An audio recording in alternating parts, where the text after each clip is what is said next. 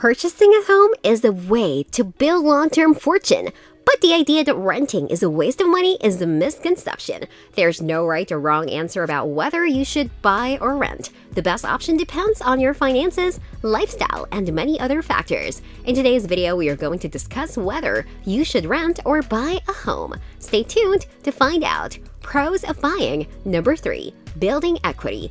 As you pay down your mortgage and the home value rises, you'll earn equity in the house. You can borrow against the equity to finance other big purposes. You could also sell the house later, then keep the money or use the profit for a down payment on your second home. Number 2. Tax benefits. As a homeowner, you're capable of tax deductions on paid interest, property taxes, and home improvements when you file taxes each other. Number 1. Customize your home. Your landlord won't always accept changes when you rent your home, but you have the power to update the home when you're the owner. Cons of buying. Monthly payments could change. Homeowners' insurance can change quickly. Property taxes can change relying on the market and a lot of other factors that are out of your control. While your principal and interest payments should stay the same, other costs will possibly rise. Maintenance. Your landlord takes care of home repairs when you rent. Once you purchase a home, you're responsible for the time and money that go into maintenance. Less flexibility.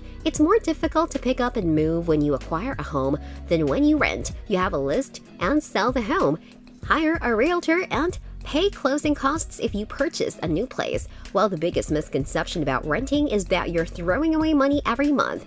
This is not true. After all, you have a place to live, and that always costs money in one way or other way. While it's true that you aren't creating equity with monthly rent payments, not all of the costs of home ownership always go towards building equity. When you want to realize exactly your housing costs each month, this amount is reflected on your lease so you can plan according to that. In some cases, your landlord may also contain other costs within that amount, such as utilities, storage, and homeowner association fees if you live in a condominium. As a renter, you may encounter rent gains each time your lease is up for renewal. These rent boosts can even be steeper if you live in specific parts of town. This may not be the case if you live in the area with rent ceilings and rent control, which restrict how much a landlord can boost the rent. If you are liking this content so far, please consider subscribing and liking this video. Now let's continue. Renting means you're able to move whenever your lease ends. However, it also suggests that you could have to move unexpectedly if your landlord agrees to sell the property or turn your apartment complex into condos.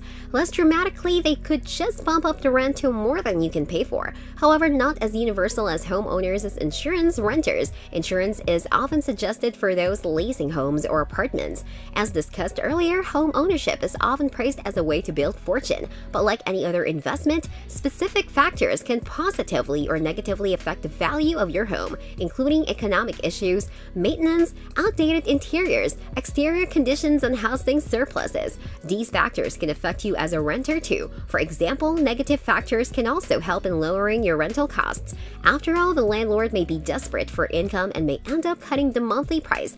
Homeowners may get help from specific tax benefits. The home mortgage interest deduction decreases any out-of-pocket expenses during the early life of the loan, as long as deductions are calculated. Well, if you rent, you get no mortgage tax deduction at all. Keep in mind that you can still take the basic deduction that's available to all taxpayers. This is true for homeowners who don't have sufficient deductions to calculate separately. Repairs and maintenance. As discussed earlier, being a homeowner means you're responsible for maintenance and regular maintenance.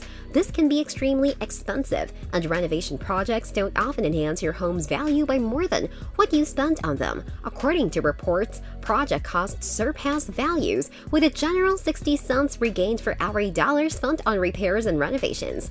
Time commitment. If you like having your evenings and weekends to use as you please, if you work long hours, or you travel, then the time commitment that comes with home ownership may be more than what you want to take on.